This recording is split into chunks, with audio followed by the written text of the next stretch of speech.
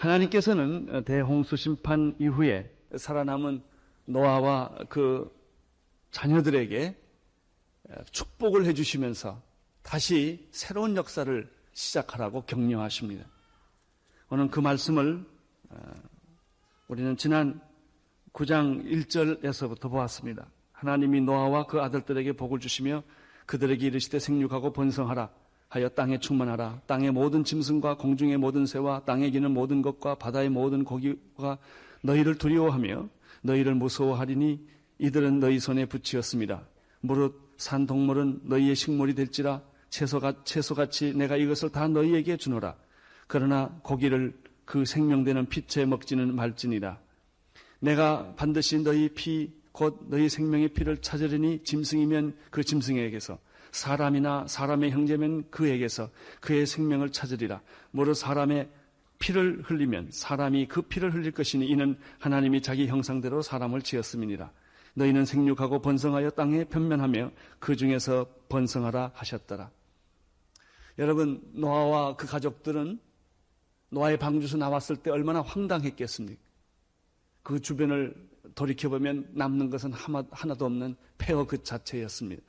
이때 하나님은 노아에게 축복을 해주십니다. 하나님이 노아에게 복을 주시고 세 가지 복을 주시는데 생육하고 번성하고 땅에 충만하라 하는 종족 보존의 축복을 허락해 주십니다. 두 번째는 지금까지는 채식만 했는데 이제는 육식도 할 수 있도록 하나님께서 또 허락해 주십니다.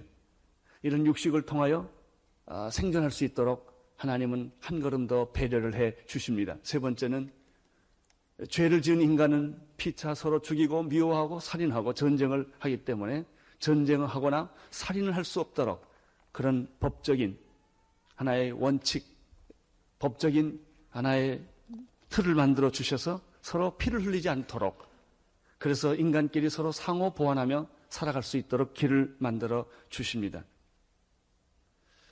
하나님은 이제 오늘 말씀 8절부터 11절을 보면은 축복을 주실 뿐만 아니라 그 축복에 기초하여 노아가 새로운 시대에 살아갈 수 있는 계약을 하십니다.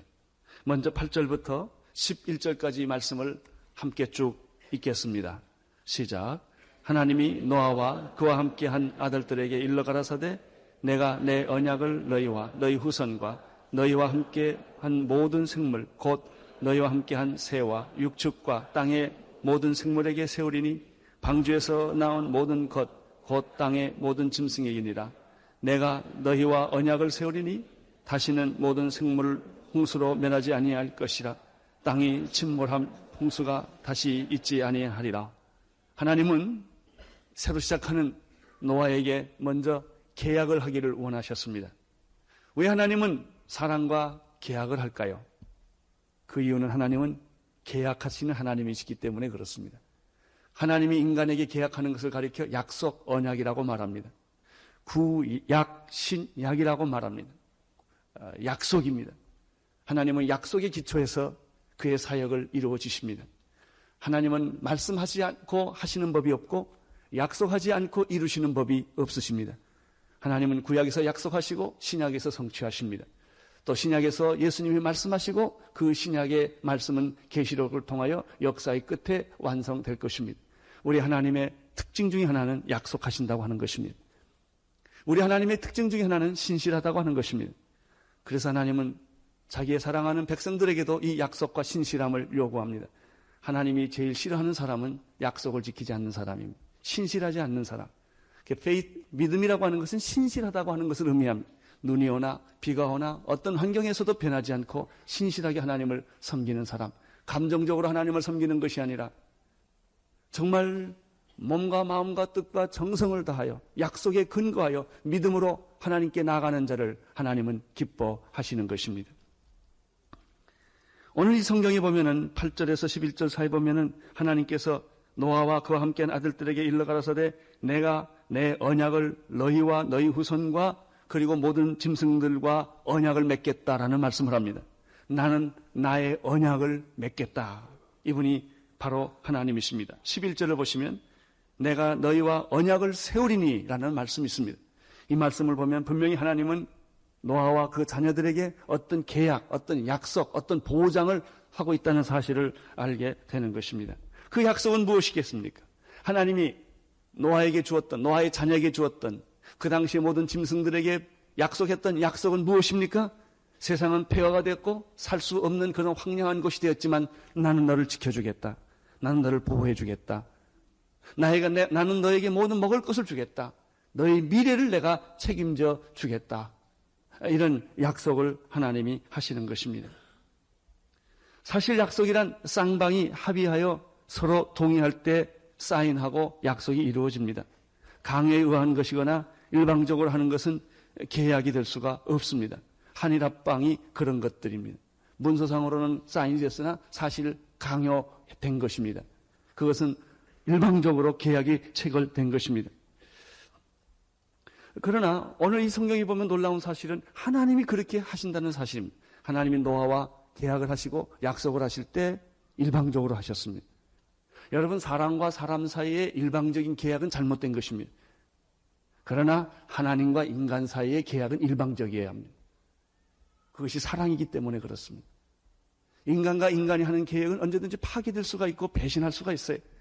그러나 절대자이신 하나님이 하신 약속은 절대로 틀림이 없는 것입니다. 하나님의 여러분을 향한 구원은 틀림이 없는 것입니다. 하나님은 변하시거나 배신하는 법이 없으십니다.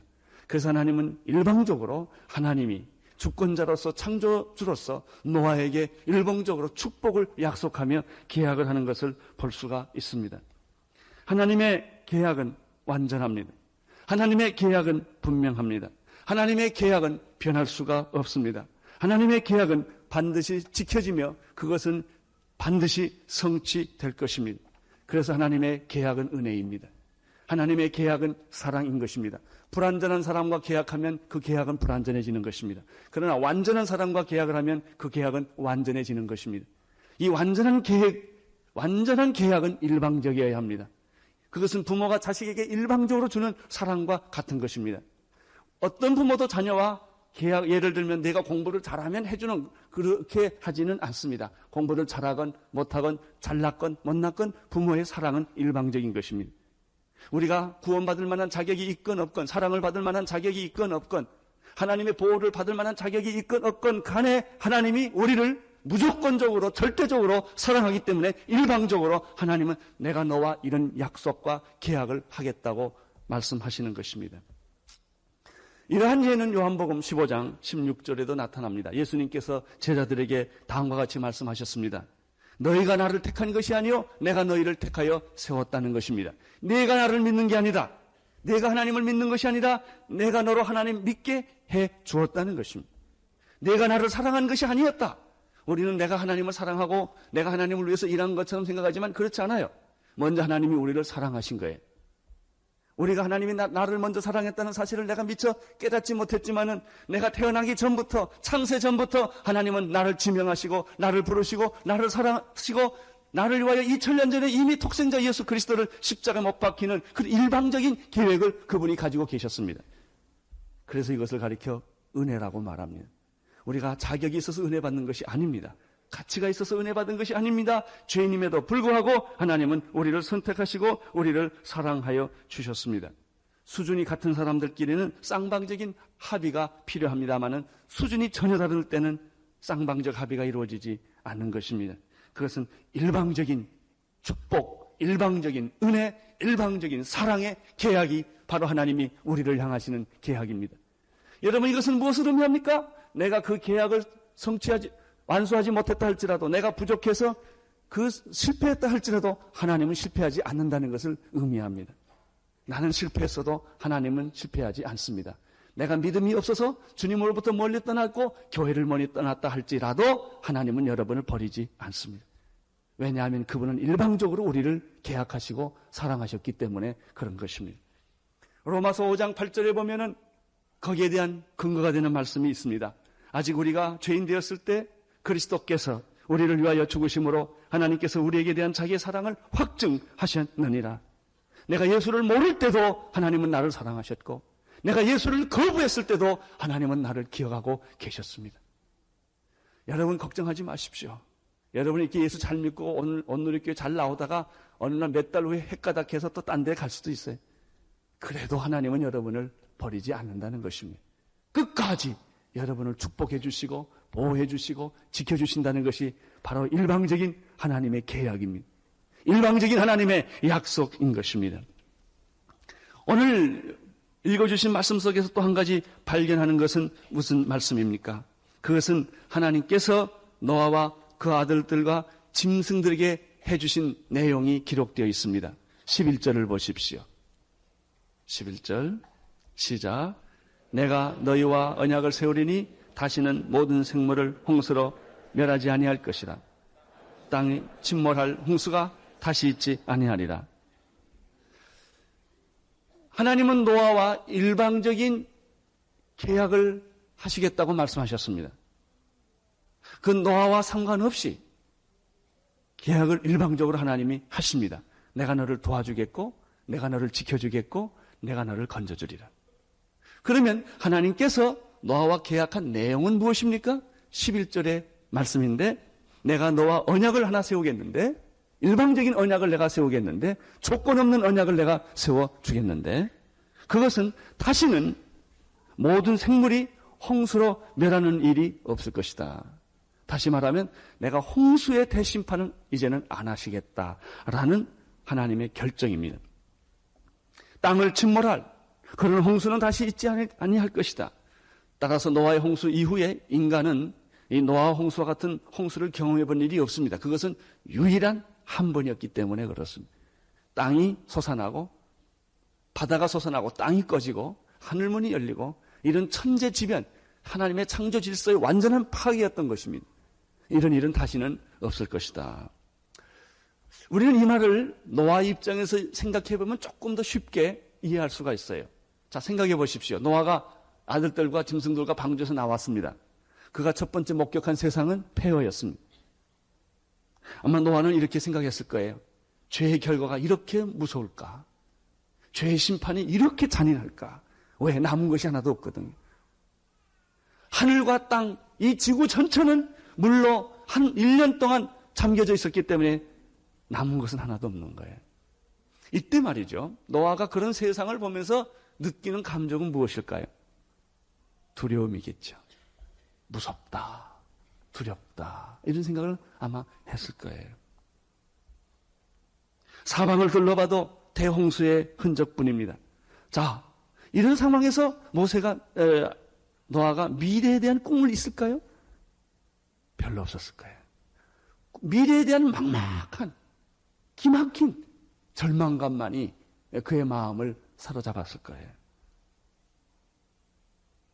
그런데 이러한 노아에게 지금 가장 필요한 것은 음식이 아닙니다. 잠잘 집이 아닙니다. 직업이 아닙니다. 그 두려움과 싸워야 하는 것입니다. 이런 홍수의 심판이 또 온다면 나는 어떻게 살까? 아마 이런 생각을 했을 것입니다. 하나님은 그것을 아시고 노아에게 찾아가서 노아야, 걱정하지 마라. 내가 이 황폐함을 보느냐? 다시는 내가 홍수로 심판하지 않을 것이다. 두려워 말라. 나는 내 하나님이라. 너는 안심하라. 내가 너를 보호해 줄 것이다. 죄의 결과가 이처럼 무섭도록 참혹한 것이며 그 피해는 상상할 수 없는 것이지만은 내가 다시는 홍수로 멸하지 않을 것이다. 자, 보십시오. 하나님은 노아에게 지금 무엇을 주십니까? 안심하는 마음을 줍니다. 걱정하지 마라. 다시는 이런 심판이 없을 것이다.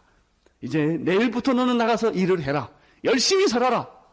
근데 열심히 살아서 또 심판이 오면 어떡해요? 이런 허무감, 좌절감, 이런 두려움을 하나님께서 노아에게 치유하시는 것입니다. 그렇습니다. 구원의 결과는 뭔지 아십니까? 안심하는 마음에. 병 들어도 괜찮아요. 이게 구원이에요. 장사하다 부도가 나고 실패해도 내 마음을 흔들지 않는 거예요. 이게 구원이에요. 예수께서 내가 길이요 진리요 생명이라고 말씀하셨고 예수님께서는 나는 부활이요 생명이라고 말씀하셨어요. 살아서 믿는 자는 무릇 영원히 살 것이고 죽어서 나를 믿으면 다시 부활할 것이라고 말씀하셨어요. 그게 구원이에요. 안심해라. 두려워 말라. 나는 내 하나님이라. 내가 너를 지켜줄 것이다. 폐허 걱정하지 마라. 돈 없는 거 걱정하지 마라. 암에 걸린 거 걱정하지 마라. 죽는 거 걱정하지 마라. 그냥 죽어라 그냥. 그럼 다시 산다. 망하지 않는다. 너는 영원히 망하지 않는다. 지옥에 가지 않는다. 내게는 심판이 없다. 내가 너를 구원해 줄 것이고 내가 너를 지켜줄 것이고 내가 너를 보호해 줄 것이다. 그 얘기입니다. 그러니까 노아에게 이 시점에서 가장 필요한 말은 어떤 메시지였을까요? 이거예요. 내가 다시는 홍수로 이런 피해를 주지 않을 것이다. 나는 이 똑같은 메시지가 오늘 성령님을 통하여 여러분에게 전달될 수 있게 되기를 축원합니다. 네가 세상에서 환난을 당하나 담대하라. 내가 세상을 이겼느니라. 다시는 이런 일이 없을 것이다 하는 메시지를 우리는 여기서 발견하게 되는 것입니다.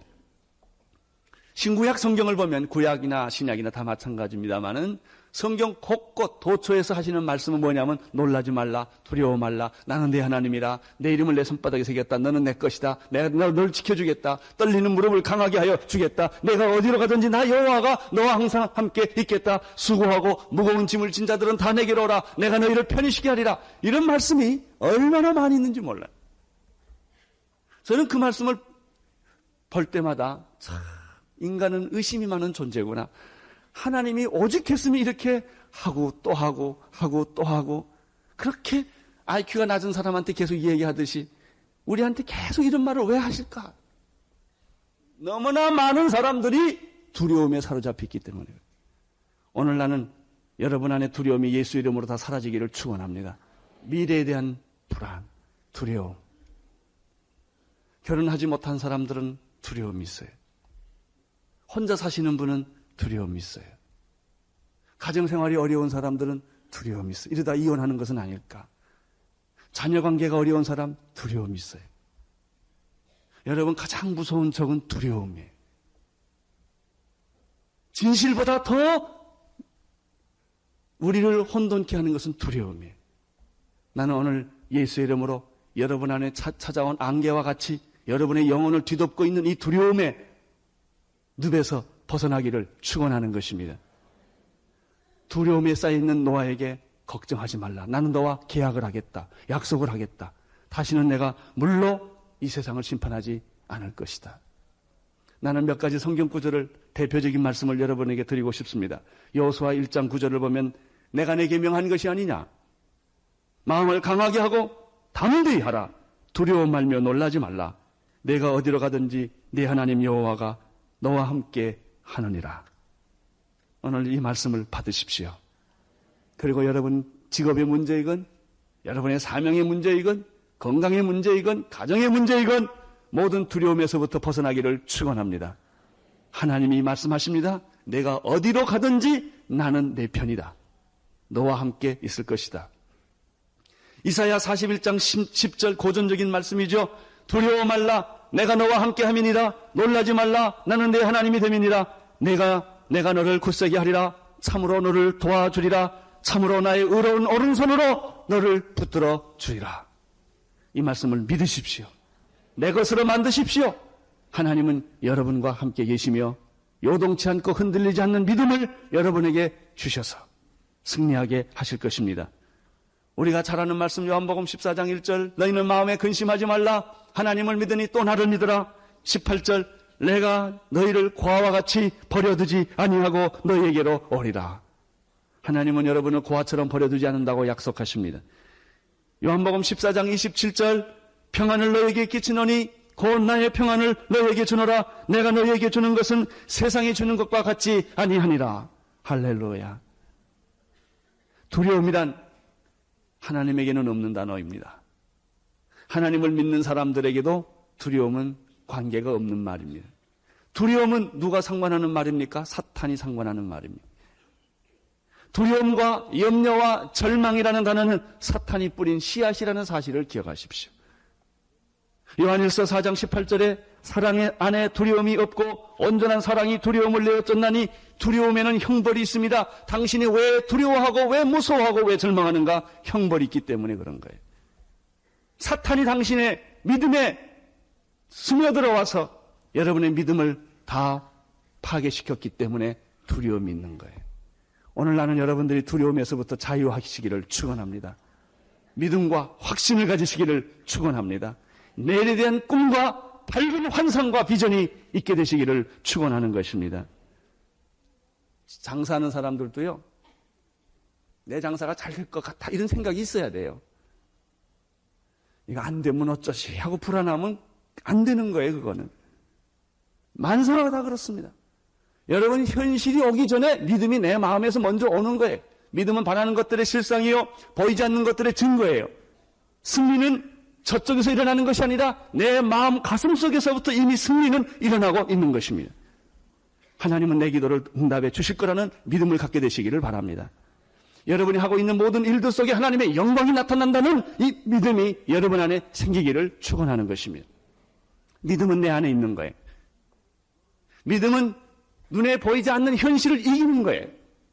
미래를 전명하는 거예요. 이게 믿음이에요. 하나님과 함께 계시는 분들은 이런 믿음이 있어요. 그러나 하나님을 의심하고 말씀을 의심하고 믿음이 없는 사람들에게는 찾아오는 선물은 두려움과 절망과 좌절뿐이에요. 하나님은 노아에게 격려해 주시기를 시작하셨습니다. 두려워 말라. 내가 다시는 이런 심판을 안 할 것이다. 내가 약속하마. 내가 계약하마. 내가 계약을 너와 세울 것이다. 빌립보서 4장 4절에 7절에 보면은 주 안에서 항상 기뻐하라. 내가 다시 말하노니 기뻐하라. 너희 관용을 모든 사람에게 알게 하라. 주께서 가까우시니라. 아무것도 염려하지 말고 오직 모든 일에 기도와 간구로 너희 구할 것을 감사함으로 하나님께 하리라. 그리하면 모든 지각에 뛰어난 하나님의 평강이 예수 그리스도 안에서 너희 마음과 생각을 지켜 주시리라. 할렐루야. 오늘 나는 여러분 이 말씀이 다시 여러분에게 새롭게 적용되기를 축원합니다. 세 번째입니다. 노아에게 하나님은 약속을 해주셨는데 그 약속은 내가 다시는 물로 세상을 심판하지 않겠다고 하는 약속입니다. 그러면 그 약속의 증거는 무엇입니까? 13절입니다. 13절을 보시겠습니다. 시작. 내가 내 무지개를 구름 속에 두었나니 이것이 나의 세상과의 언약의 증거니라. 하나님의 증거는 무지개를 하나님이 택하신 것입니다. 이때 무지개가 처음 생긴 것이 아니라 구름 사이에 있는 무지개를 하나님이 증거의 표로 선택을 하신 것입니다. 그 증거의 표는 무엇입니까? 다시는 내가 홍수로 세상을 심판하지 않겠다고 하는 것입니다. 구름이 있는 곳에 항상 무지개가 있는 것은 아닙니다. 어떤 때 무지개가 생깁니다. 저는 첫 번째 저희 안식년 때 빅아일랜드에서 있었는데 거기에는 해발 800m쯤 되면 그렇게 무지개가 자주 뜹니다. 무지개가 떠도 쌍무지개가 뜹니다. 저는 많은 무지개를 봤지만 그렇게 아주 분명하고 영롱하고 확실한 무지개를 많이 본 일이 없어요.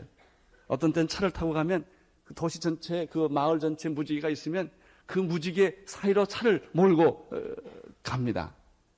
이 무지개, 노아는 이 무지개를 볼 때마다 하나님의 약속을 회상한 거예요. 이스라엘 백성들은 6월절 잔치를 지켜요. 왜 지킵니까? 하나님의 기적을 회상하기 위하여. 하나님은 바로의 손에서 우리를 해방시키시고 그리고 10번째 장자의 죽음을 통하여 완전히 우리를 해방시키시고 홍해를 육지같이 갈랐다고 하는 이 하나님의 기적을 회상하는 것입니다.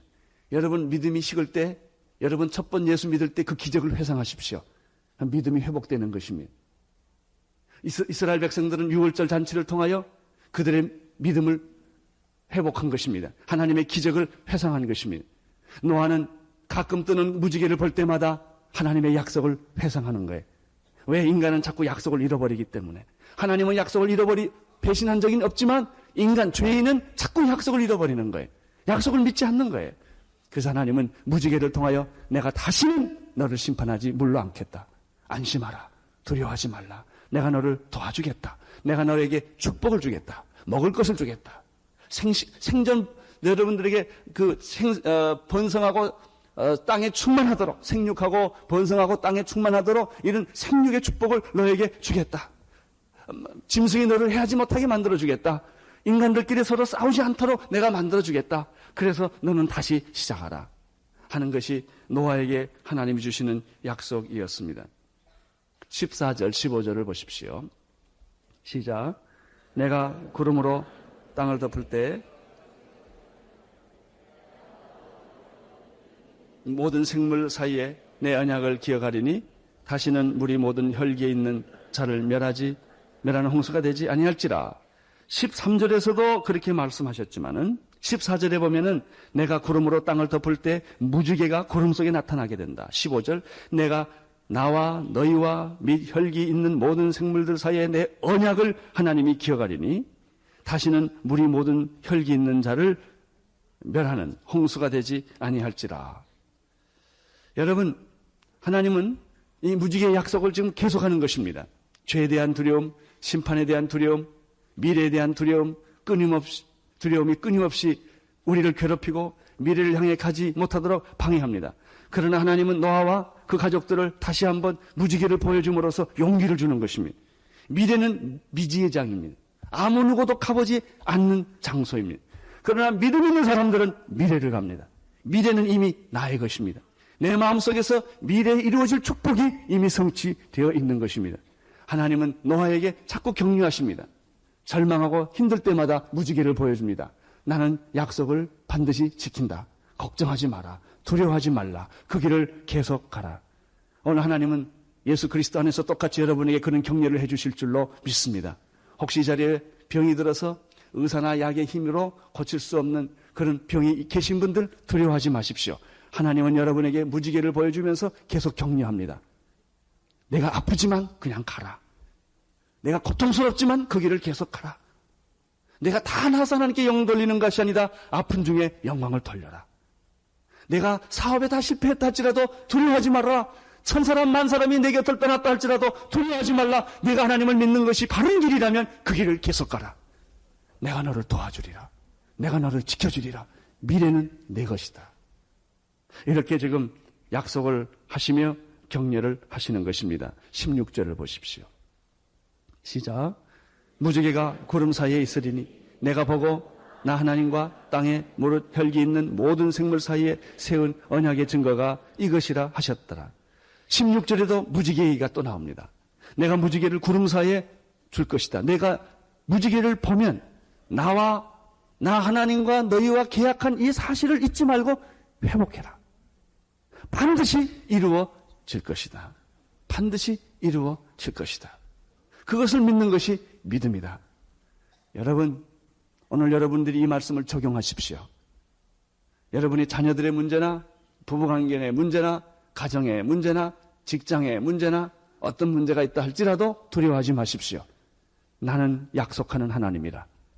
나는 변하지 않는 하나님이라. 그것이 분명히 내가 가진 믿음이었다면 세상이 캄캄하고 햇빛이 보이지 않고 비바람이 불고 폭풍우가 친다 할지라도 그냥 그 길을 가라. 그냥 그 길을 가라. 내가 반드시 그 약속을 지켜주리라. 구름 사이에 무지개가 구름 사이에 있으리라. 이것은 하나님과 땅의 모든 혈기 있는 생물들 사이에 있는 언약이다. 17절을 보십시오. 시작. 하나님이 노아에게 또 이르시되 내가 나와 땅에 있는 모든 생물 사이에 세운 언약의 증거가 이것이라 하셨다. 자, 여러분 13절부터 우리는 17절까지 읽었어요. 뭐가 조금 느껴지는 게 없습니까?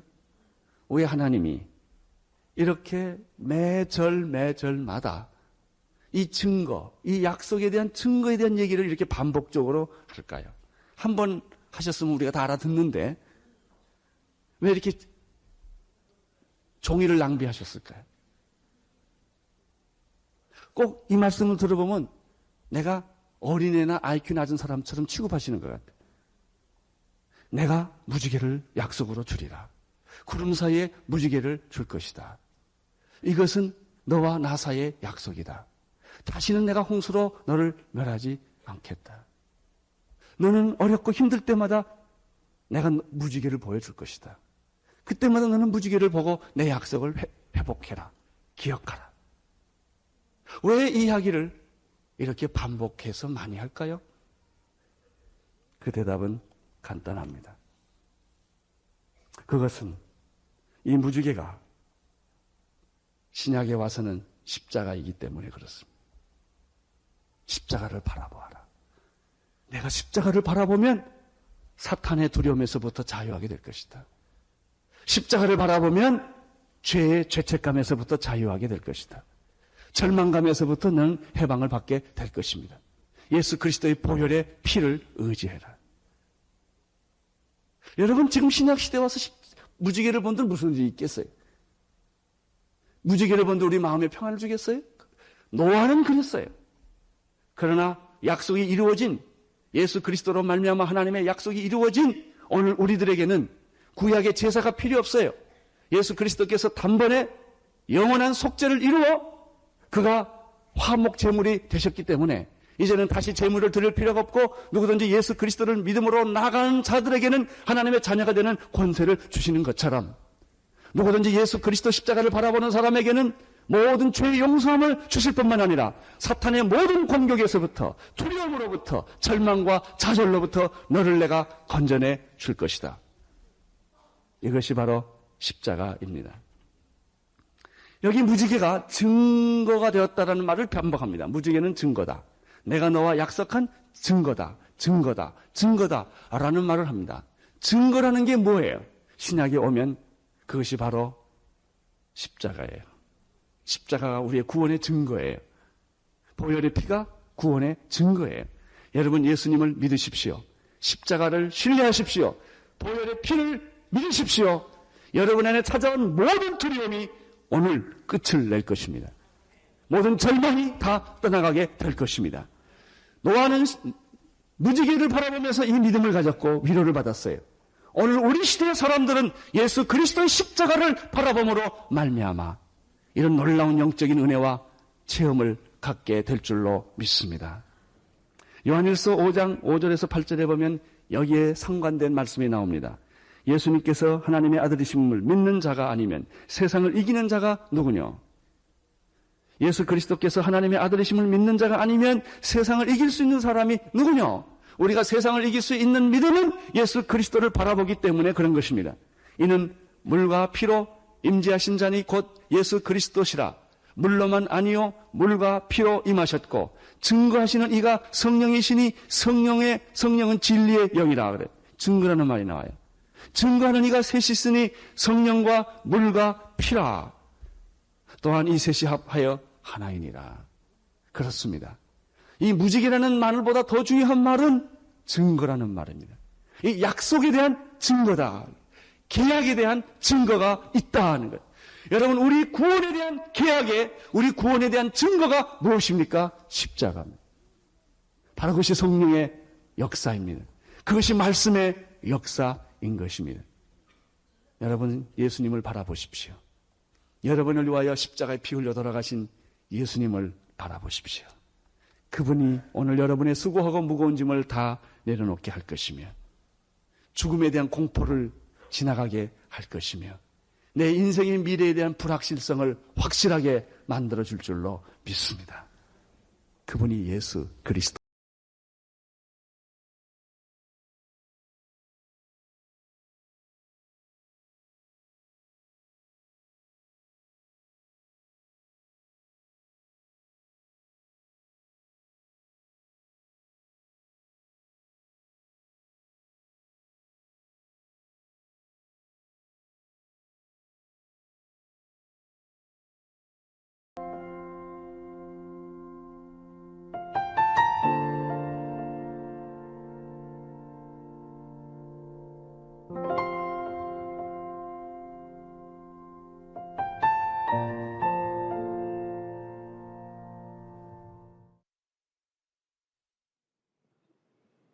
오늘 사랑의 설교 7번째 마지막 설교를 합니다. 마지막 설교는 13장, 고린도전서 13장 13절 마지막 절입니다. 사랑의 심포니라고 말할 수도 있고 사랑의 합주곡이라고도 말할 수 있습니다. 일종의 사랑은 오케스트라 같은 것이죠. 합주곡은 여러 악기가 연주하여 하나의 신비스러운 음악을 만들어내는 것을 의미합니다. 물론 여기에는 음악이라는 데는 작곡가가 필요하고 또 그 작곡가가 작곡해낸 음악을 연주해낼 지휘자도 필요합니다.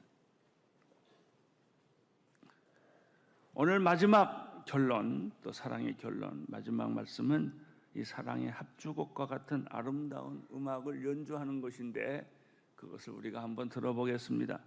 고린도전서 13장 13절의 말씀을 먼저 읽겠습니다. 시작.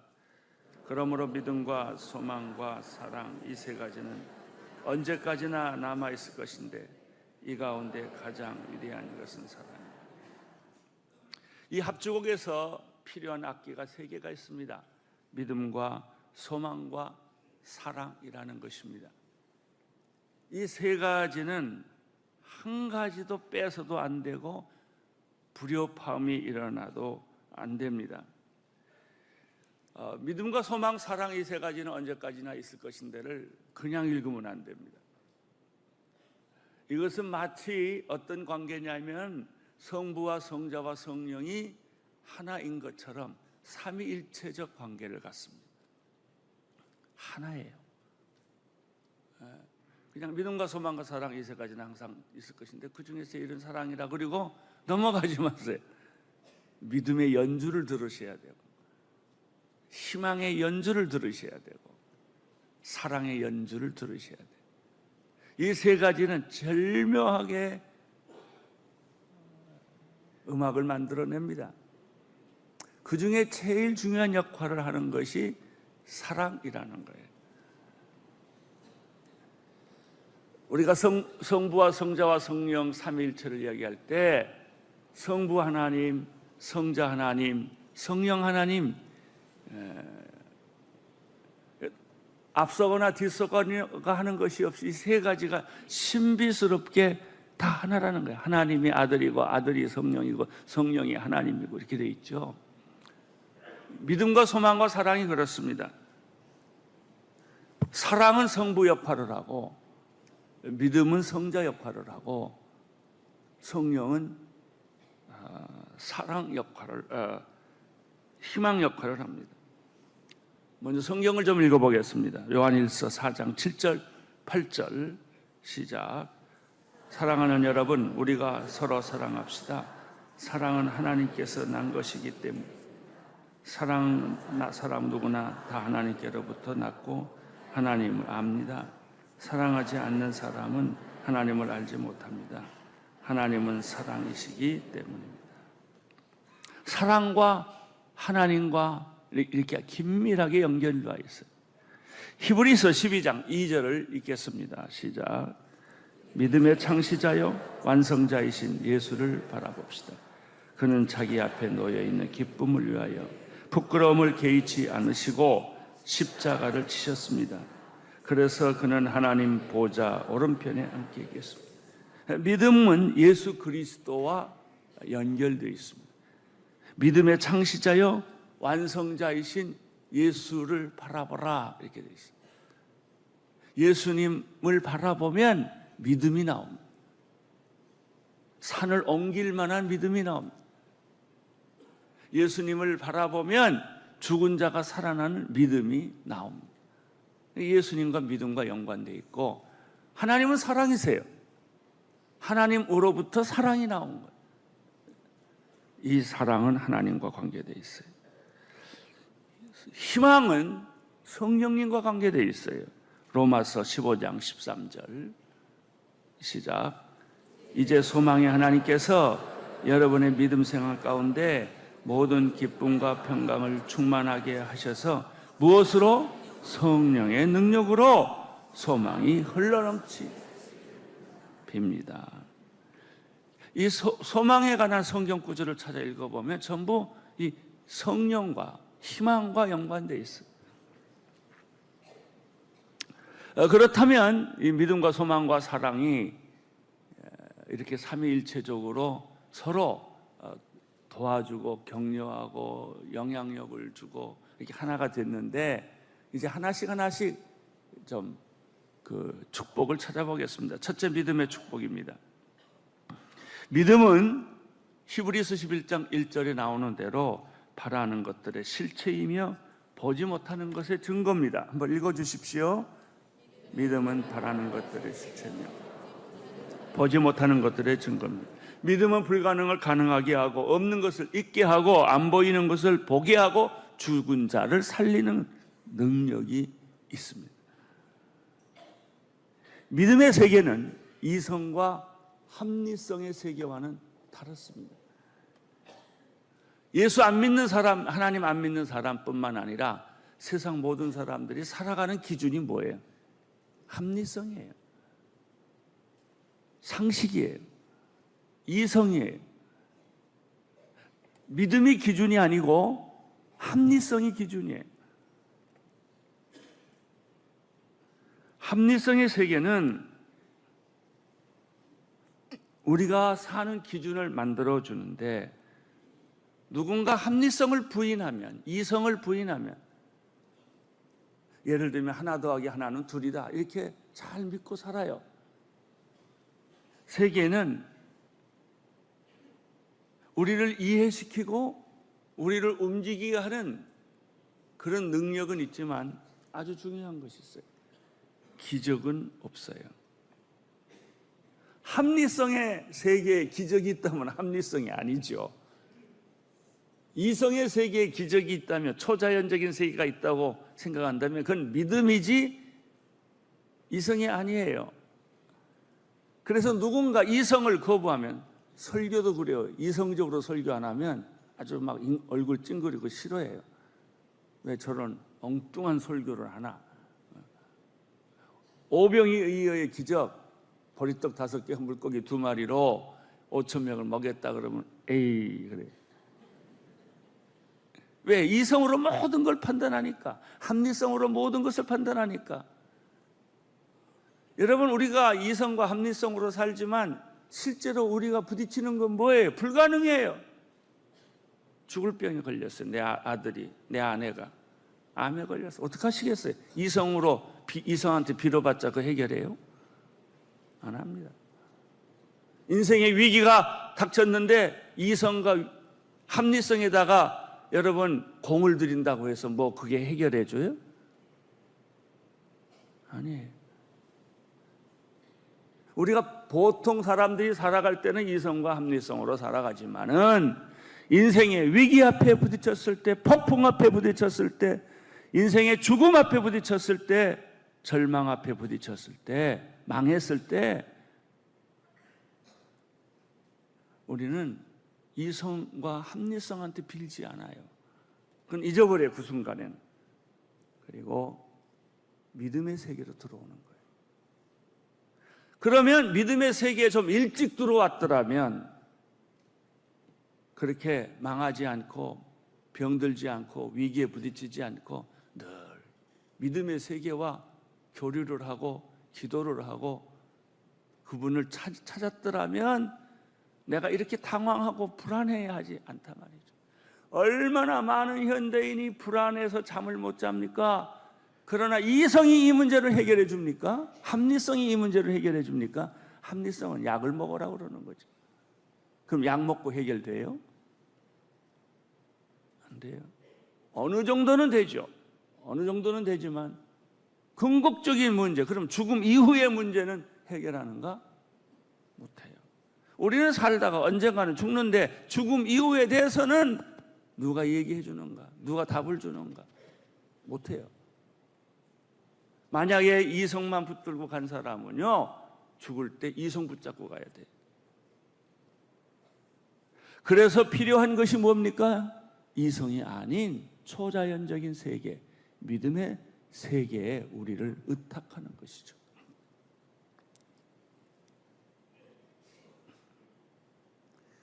합리성의 세계는 불안합니다. 거부하고 무시하고 부정합니다. 그러나 믿음의 세계는 어떻습니까? 모든 것을 인정하고 받아들이고 기뻐하고 즐거워합니다. 예수께서 요한복음 20장 21절에서 29절에서 무슨 말씀을 하셨습니까? 도마에게 자기 옆구리를 만져보라고 하시고 나서 내가 나를 보았기 때문에 믿느냐? 보지 못하고 믿는 사람은 더 복이 있다라고 말씀하셨어요. 안 보고 믿는 믿음, 믿음은 바라는 것들의 실체요, 보이지 않는 것의 증거다. 왜? 하나님이 약속해 주셨기 때문에, 성경이 그렇게 말씀했기 때문에 그 약속의 말씀을 붙들고, 그 성경의 말씀을 붙들고 보지 않는 세계를 보는 거고, 믿음에 내가 원하는 것을 실체를 보는 거예요. 이게 믿음의 세계예요. 예수님께서도 열매 없는 나무를 저주하고 나셔서 무슨 말씀을 했었어요? 내가 사실을 믿느냐? 믿으면 이 산이 저 산대로 옮겨져라 할지라도 옮겨질 것이다. 크리스찬들은 이 두 가지 세계 속에서 살고 있어요. 믿음의 세계와 합리성의 세계. 근데 합리성의 세계는 갈수록 안 된다니까요. 믿음의 세계와 합리성의 세계 사이에 내가 있는 거예요. 믿음을 택할 건가, 합리성을 택할 건가, 여기에 막 갈등이 생기는 거예요.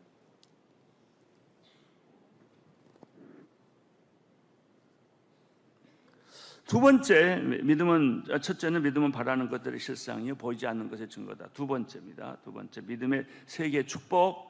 믿음은 이상해요. 그렇게 안 믿어지던 하나님을 믿게 해요. 여러분, 이성과 합리성이 하나님을 받아들이지 않습니다. 거부합니다. 어떻게 하나님이 천지를 창조하셨냐? 예수가 어떻게 물 위를 걸었느냐? 죽은 자가 어떻게 살아나? 말짱 헛거다. 안 믿어요. 그런데 이상해요. 내 안에 믿음이 생기면요, 하나님에 대해서 눈을 떠요. 이상해요. 하나님 생각하면 그렇게 어렵고 힘들어도 마음의 평안이 와요. 하나님이 믿어져요. 내가 마음의 문을 여는 걸 발견해. 교회를요, 1년에 한두 번 하다가 어느 날 교회를 찾고 와요. 왜 그럴까요? 믿음이 생겼기 때문에. 여러분, 하나님을 믿으니까 믿음 생긴 게 아니고요, 하나님께서 어느 날 나에게 믿음을 주세요. 그날이 나는 오늘이 되기를 바랍니다. 자꾸 하나님에 대해서 좋은 생각이 나요. 하나님은 하실 수 있다. 이 불가능을 가능하게 할 수 있다. 이런 믿음이 내 안에 들어요. 근데 하나님 믿습니다. 이렇게 한다고 믿음 생긴 것도 아니고, 하나님 이름을 많이 부른다고 하나님이 다 좋아하는 것도 아니에요. 믿음 없이 부르는 건 아무 의미가 없어요. 하나님을 알게 되고, 더 중요한 거 있어요. 예수 그리스도가 나를 위해 십자가에 피 흘려 돌아갔다는 사실을 믿게 돼요. 아니, 세상에 이렇게 엉터리 같은 말이 어디 있어요? 예수님이 30대면 나보다 훨씬 어린데, 그것도 2000년 전에. 그 사람이 십자가 못 박혀 들어가면 피를 믿으면 구원받는다. 이게 현대인에게 이해가 되겠어요? 그래서요, 나는요, 이 생각을 하면, 나는 어떻게 믿었지? 남이 왜 안 믿었지가 아니라 내가 어떻게 믿었지? 이 말도 안 되는 이 신앙의 이 얘기를 내가 어떻게 받아들이고, 하나님을 받아들이고, 예수님을 받아들이고, 기적을 받아들이고, 희망을 갖게 되고, 내가 어떻게 그렇게 됐지? 도무지 이해를 못할 정도로 내가 변한 거예요. 내가 목사까지 됐잖아요. 여러분이 어느 날 하나님에 대해서 부정적인 태도를 취하다가 어느 날 하나님에 대해서 긍정적인 태도를 취하게 되고, 눈물을 흘리면서 하나님 사랑해요 이렇게 말도 하고요, 내가 원하는 일이 다 안 돼도 감사합니다 이러고 그래요. 그거 어떻게 설명할 수가 있겠어요? 사도 바울은 로마서 1장 16, 17절에 이런 말씀을 했습니다. 같이 읽겠습니다. 시작. 나는 복음을 부끄러워하지 않습니다. 이 복음은 모든 믿는 사람들에게 구원을 주시는 하나님의 능력이기 때문입니다. 먼저는 유대 사람들에게요, 다음에는 그리스 사람들에게입니다. 복음에는 하나님의 계시가 돼 믿음으로부터 믿음에 이르게 합니다. 기록되기를 의인은 믿음으로 살 것이다 한 것과 같으니라. 이 믿음의 세계는 도저히 상식과 이성으로 해석도 안 되고 잡히지도 안 되고 동의도 안 합니다. 그런데 내 안에 성령이 계시면 믿음의 세계가 자라나기 시작해요. 여러분, 내가 하나님을 안 것이 아니요 하나님이 먼저 나를 알았다는 거예요. 여러분이 믿음이 있어서 하나님 안 거 아니에요. 어떻게 이렇게 매주일 교회에 바쁜데도 다 모든 일은 포기, 아예 주일날 아침에는 약속을 안 하잖아요. 그리고 교회 와요. 왜 그럴까요? 교회 와서 말씀 들으면 기분이 굉장히 좋아요. 또 설교를 잘못해도 그냥 다음 주에 잘하겠지 그러고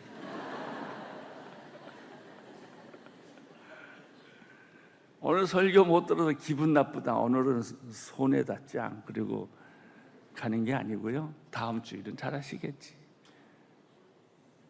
그런 마음이 이렇게 생기고요, 예수님 생각나면 눈물이 나고요. 그 믿음이 여러분에게 있기 때문이요. 누가 믿음 없다고 그러지 마세요. 여러분 안에 이미 믿음이 있어요. 믿음의 씨가 있다고요. 이제 그것을 극대화시키는 거예요.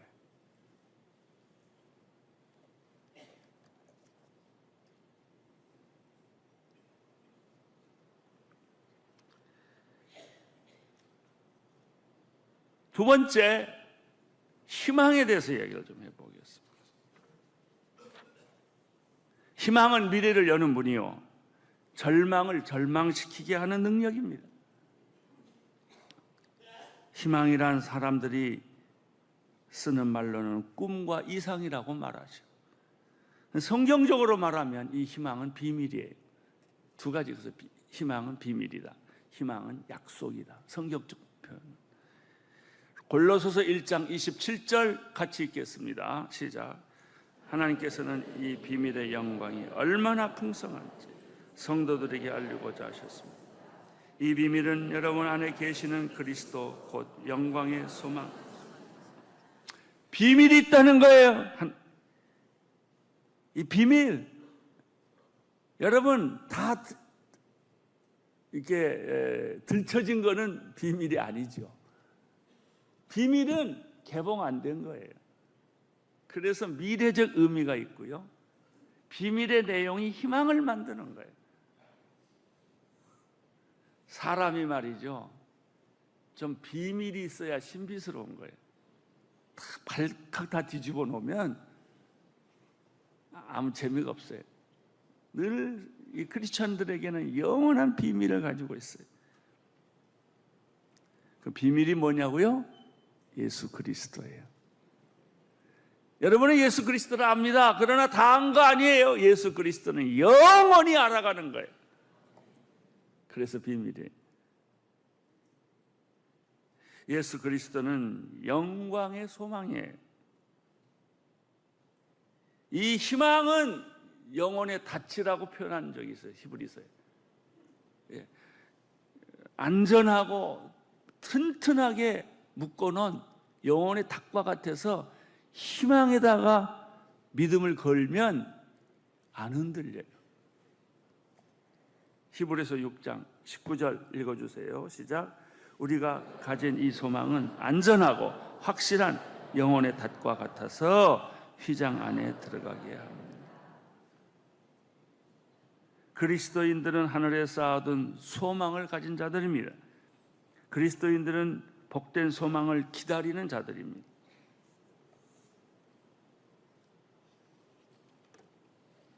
골로새서 1장 5절 읽겠습니다. 시작. 여러분은 믿음과 사랑은 여러분을 위해 하늘에 쌓아둔 소망이 비롯된 것입니다. 이 소망은 진리의 말씀 곧 복음 안에서 여러분이 이미 들은 것입니다. 믿음과 소망과 사랑 세 가지 단어 나오는데 성경에 보면요, 내가 시간이 없어서 인용을 안 하는데 믿음과 소망과 사랑을 다 섞어서 이 얘기를 하는 말씀이 굉장히 많이 나오는데, 믿음 없이 소망 없고 소망 없이 믿음 없고 사랑 없이 소망 없고 다 그렇게 되어 있어요. 디도서 2장 13절 읽어주세요. 시작. 복된 소망과 위대하신 하나님 우리 구주 예수 그리스도의 영광이 나타날 것을 기다리며 살도록 하셨습니다. 희망은 인생의 등대와 같습니다. 희망은 끝까지 붙들고 있으면 절망하거나 포기하지 않습니다. 여러분, 희망을 포기하지 마세요. 여러분의 인생에 있어서, 여러분의 직업에 있어서, 여러분의 가정에 있어서 어려운 일이 생길 때 마지막 순간까지 희망을 붙잡고 있으면 살아나요. 희망은 영혼의 닷과 같아요. 희망과 비슷한 말이, 희망이 내가 아까 처음에 비밀이라고 그랬는데, 희망과 또 한 가지 성경적으로 비슷한 말이 있어요. 약속이에요.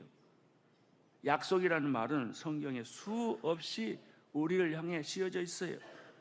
구약의 약속, 구원의 약속, 회복의 약속, 치유의 약속, 평안의 약속, 천국의 약속. 희망이 없으면 약속이 없고, 약속이 없으면 희망이 없습니다. 이 약속과 희망의 중심에는 예수 그리스도가 서 계십니다. 예수님은 우리에게 현재뿐만 아니라 미래에 찬란한 약속을 해주셨습니다. 그리스도인들은 그 약속을 멀리서 보았습니다. 아브라함은 그 약속을 멀리서 보고 죽었습니다. 구약의 모든 사람들은 그 약속을 멀리서 보고 죽었습니다. 여러분, 예수 그리스도도 우리에게 이 비밀과 이 약속을 우리에게 남겨주고 승천하셨어요. 할렐루야. 그래서요, 이 비밀과 약속이란 뜻을 아는 사람은 가슴이 벌렁벌렁 하기 시작해요. 와 그러는 거예요. 세상을 이길 능력이 생기는 거예요. 이제 세 번째, 사랑에 대해서 이야기를 하겠습니다. 성경에 보면은 하나님은 사랑이시다. 사랑의 정의를 정확하게 내렸어요. 하나님은 사랑이시다. 우리가 생각하는 사랑과 전혀 개념이 달라요. 남녀의 사랑이라든지 에로스의 사랑이라든지 뭐 부모가 자식을 사랑하는 사랑이라든지 친구의 우정을 사랑하는 것으로 이야기하지 않고, 사랑은 아가페는 하나님이시다 이렇게 정의했어요. 여러분, 여기서 아실 것은 하나님이 사랑이라는 말과 사랑은 하나님이라는 말과 달라요. 가장 중요한 것은 성경에 하나님은 사랑이시다 이렇게 되어 있지, 사랑이 하나님이다 이렇게 되어 있지 않아요. 그럼 인간의 지저분한 사랑도 하나님의 사랑이라고 오해를 하죠. 그래서 사랑에 혼돈이 생긴 거예요. 왜 혼돈이 생겼냐? 하나님의 사랑이 있다면 인간의 사랑도 있는데, 인간의 사랑과 하나님의 사랑을 다 뒤범벅을 해버렸어요. 그러니까 왜 사랑이 이러냐 이거예요. 왜 배신이냐? 사랑이라는 것이 이렇게 조건적인 것이냐, 이렇게 사람들이 자꾸 얘기하는 것은 인간의 사랑과 하나님의 사랑을 혼돈해. 제일 혼돈 많이 하는 게, 목사님의 사랑은 그래도 하나님의 사랑과 좀 비슷하겠지. 아니, 나도 형편없는 사랑을 해요. 인간이에요. 인간의 사랑은 다 그런 거예요.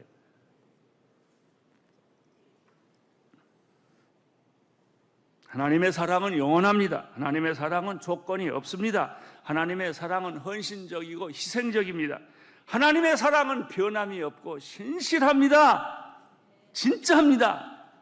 그래서 누구든지 하나님의 사랑 안에 들어오는 사람은 실망하지도 않고 상처받지도 않아요.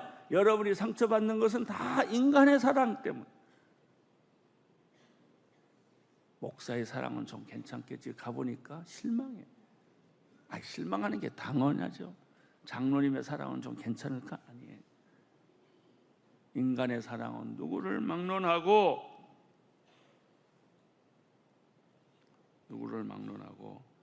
조건적이고 순간적이고 그렇습니다.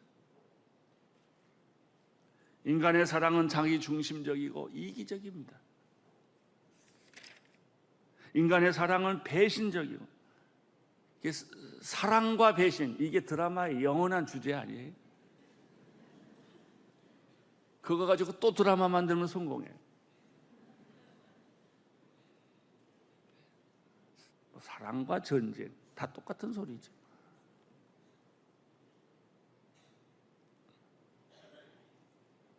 그런데 드라마가 이상하게, 여기 드라마 작가 있으면 제 말 좀 잘 들어주세요. 하나님의 사랑을 드라마해야 된다니까요. 변하지 않고 무조건적이고 영원하고, 이 사랑이 나타나면 눈물을 흘리는 감동 정도가 아니라 인생을 바꾸는 기적이 일어나요. 그게 하나님의 사랑이에요. 우리는 하나님의 사랑이라고 생각하지만 가보니까 다 인간의 사랑이에요.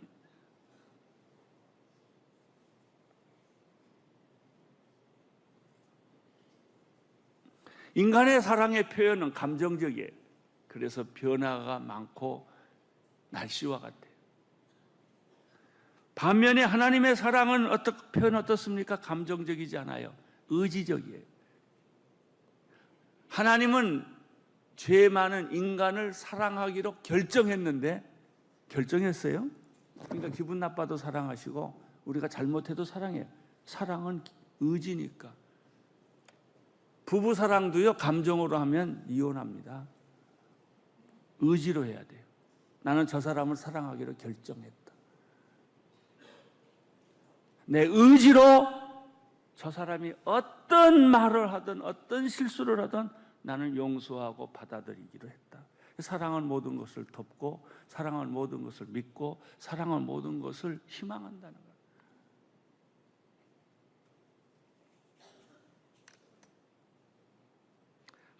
하나님은 인간을 사랑하기 위해 존재하시고, 인간은 하나님의 사랑을 받기 위해 존재합니다. 사랑을 필요로 하지 않는 인간은 하나도 없습니다. 여러분, 사랑 없으면 살 수 있을 것 같아요? 예, 밥 굶고는 살아도 사랑 없으면 못 살아요. 근데 우리가 인간의 사랑을 요구하기 때문에 실망하는 거고, 이걸 자꾸 바꿔서 아침에 하나님의 사랑으로 키를 돌리세요. 그러면 여러분의 영혼에는 샘물이 흘러넘치는 것 같은 기가 막힌 감동과 치유와 회복이 일어날 것입니다.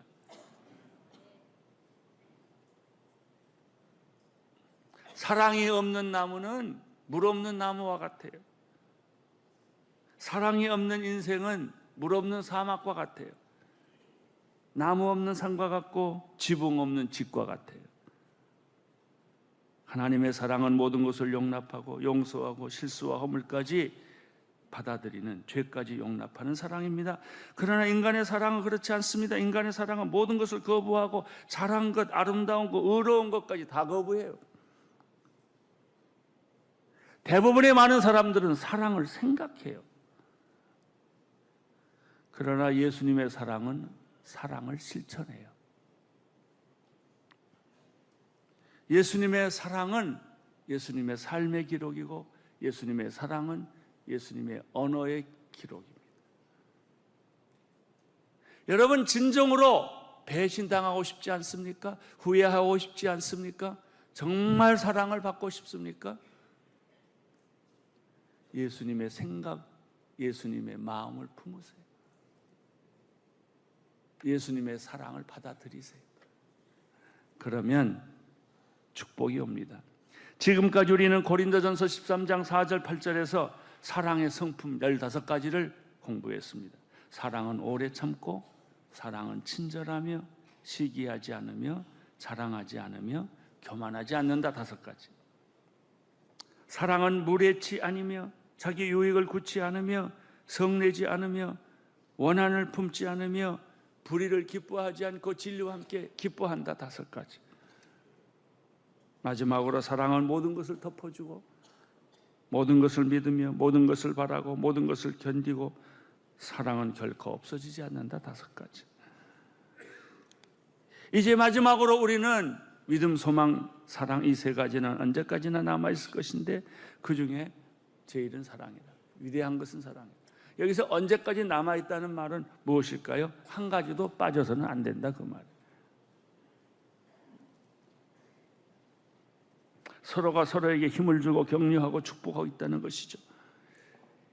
교회의 심포리는 여기에 오늘 말씀을 듣는 성도들이 나는 빠져도 돼, 그리고 일찍 나가는 사람,